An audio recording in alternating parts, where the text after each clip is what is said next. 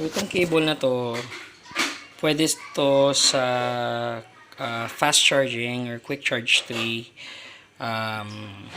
Pero kailangan yung pinaka-adapter mo or yung source ng kuryente mo ay dapat quick charge 3. So, pakita ko sa inyo yung difference kung paano siya nag-work.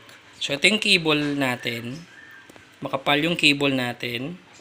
Ito yung phone ko, Vivo V15. So, itong phone na to, capable to ng fast charging or yung quick charge 3 na tinatawag. So, meron ako rito yung adapter, yung wall charger ko. Ayan, ang wall charger ko ay merong quick charge 3 na port, yung orange. Tapos, meron niyang 2.4 or yung fast charging lang. 2.4 amp. So, hindi kasi natin makita. Yun, quick charge 3. Tapos, yung sa baba, 2.4. Ayan, teka. 2.4. Yan, quick charge 3. So, 3.0 means 3 ampere. 2.4 means 2.4 ampere yung max. So, ganito yung difference niyan. Saksak ko muna to cable sa ordinary or sa 2.4. Ayan. Tapos saksak natin para malaman nyo yung difference kung anong itsura.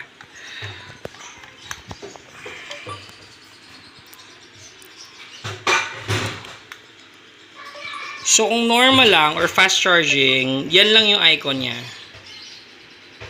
Kulay white. Depende siguro sa ibang phone. Yan siya. Maluwag kasi kaya hinahawakan ko.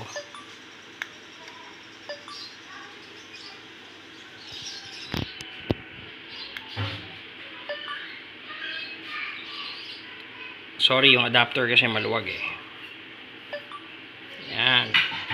Pero kung quick charge, ganito naman ang makikita nyo. So, lilipat natin to.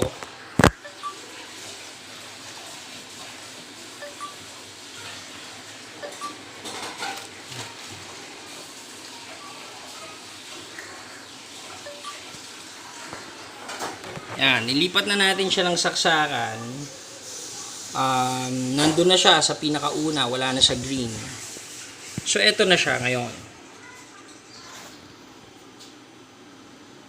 Diba, orange. So, ibig sabihin yan, itong cable na to is capable of quick charge. Thank you, yun lang.